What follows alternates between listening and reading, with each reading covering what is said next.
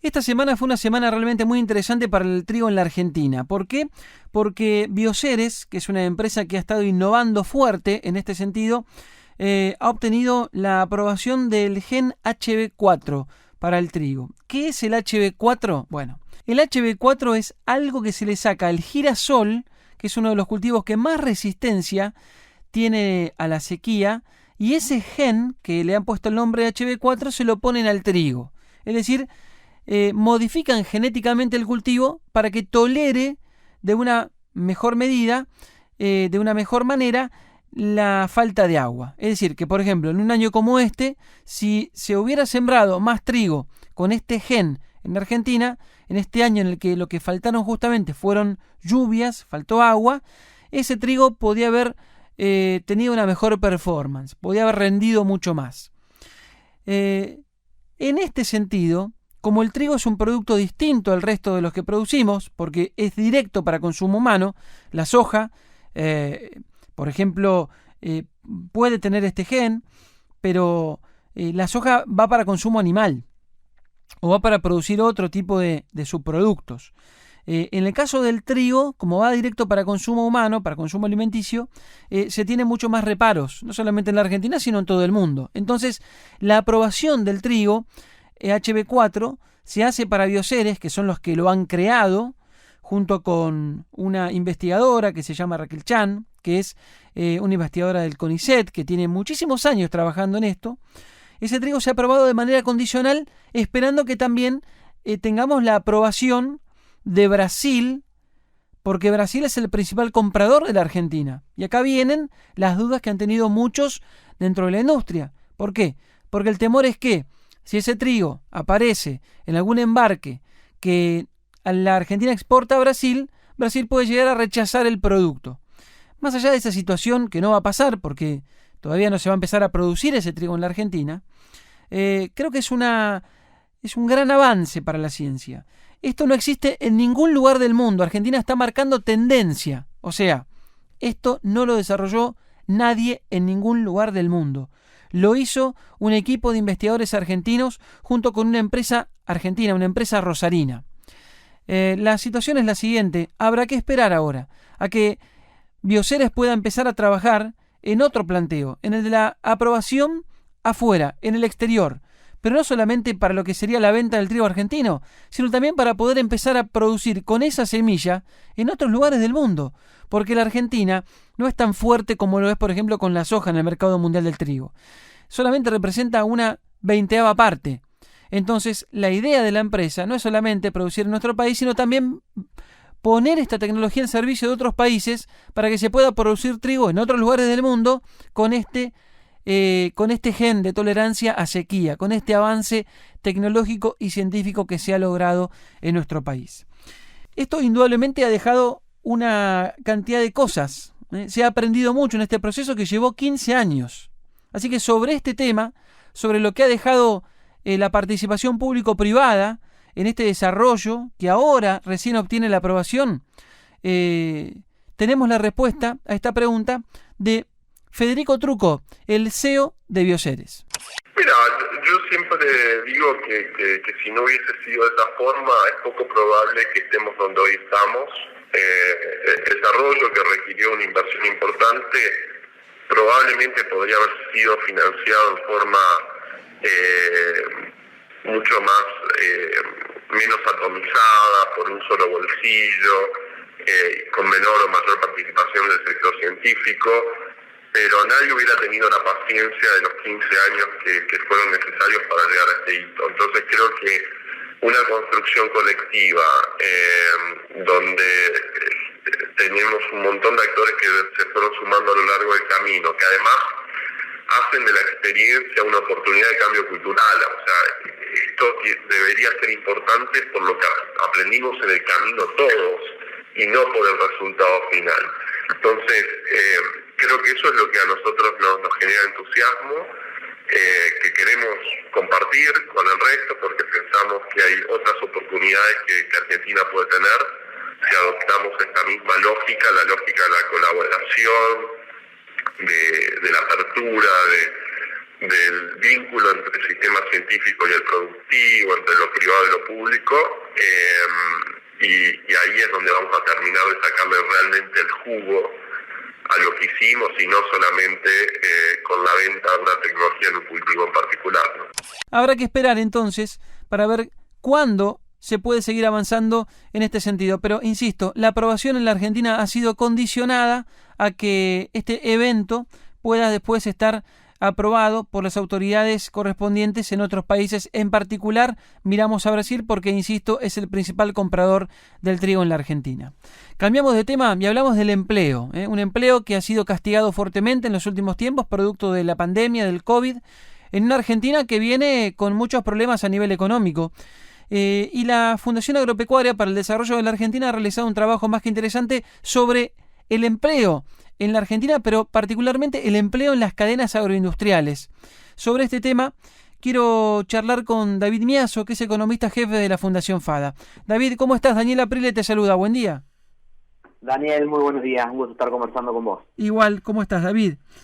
Más que interesante el informe, he tenido la oportunidad de verlo, ustedes siempre con mucha creatividad y con muy buen tino han realizado un trabajo muy interesante en una temática que hoy por hoy importa mucho, porque queremos saber qué ha pasado en la Argentina con el empleo golpeadísimo en esta situación económica, pero también qué pasa con el empleo en la agroindustria, que ha sido un tema que a mí por lo menos me genera muchas preguntas y muchas inquietudes. ¿El trabajo qué reveló?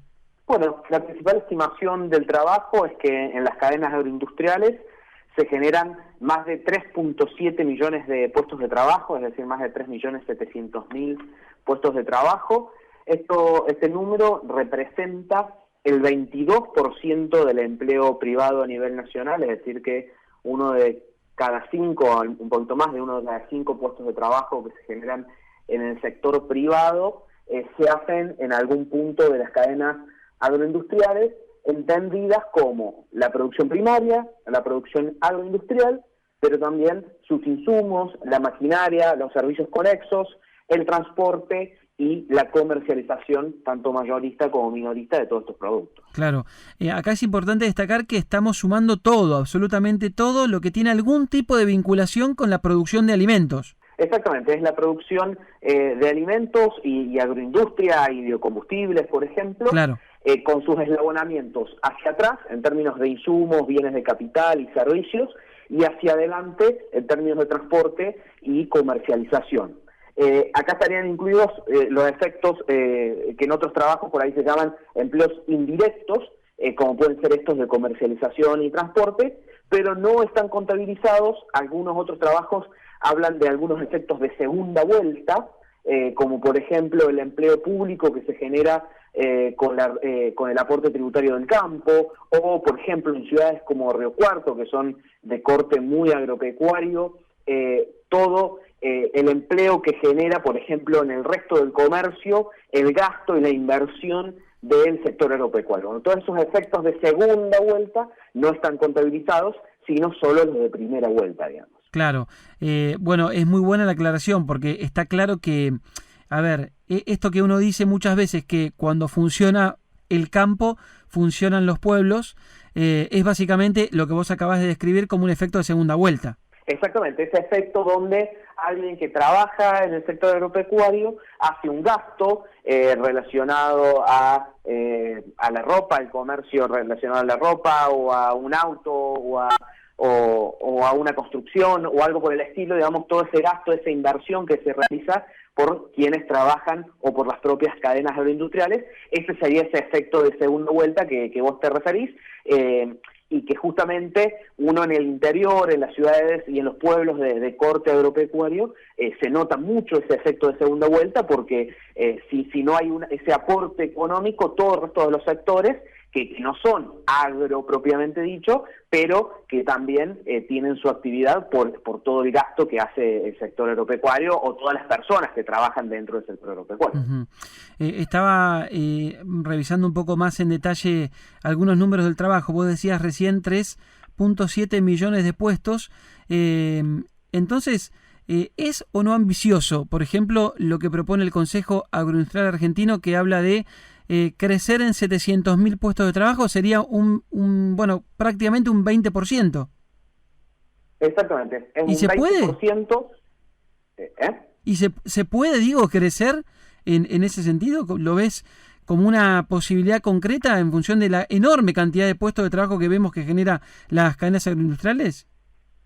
Es un importante desafío.